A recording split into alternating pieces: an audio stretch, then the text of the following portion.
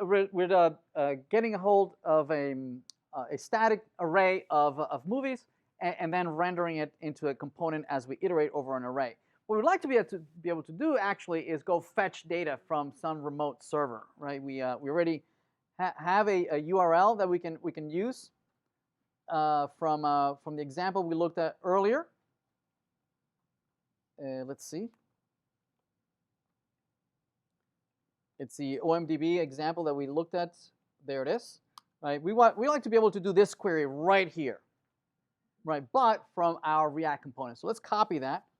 Let's go back and let's just paste it here, just so that we have it. Excellent. So where can we do this query? Well, a good place to do it is to use one of several of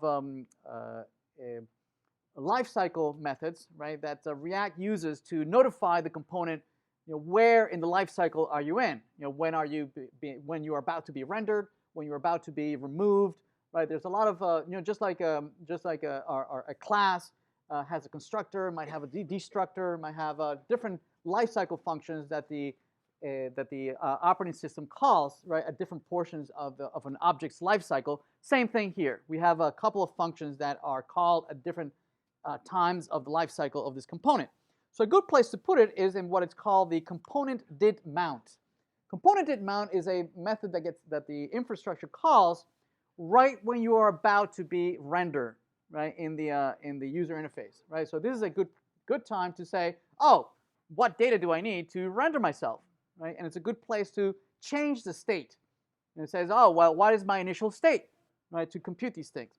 All right, so what we're going to do here in the component did mount, we could change the state. And the way we do that is by using the this.setState function.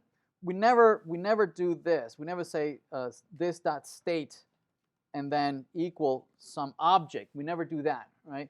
Instead, what we do is that we use a this.setState. SetState is an asynchronous invocation to the framework saying, hey, I would like to mutate my state. Whenever you have time, please go do this for me, right? It won't happen immediately. This is only a suggestion to the infrastructure that this is a good time to re-render me because I have a new state, right? So what we could do is change this and move this array, this entire JSON, right? Put it here, right? And maybe start this movies to be an empty array, right? And so this is a good place to change the state, right, from an empty array into a brand new array of movies. Yes? Or if we go back, notice that it, where'd it go? Was it here? No, that's not it. That's not it either. Where was it? Localhost 3000. There it is. So it renders the same way, right? It changed from an empty array into an array that now has content. What we'd like to be able to do, instead of being this static array, is we would like to go fetch something from the server and then update the state to whatever comes back from the server. Make sense? So let's do that.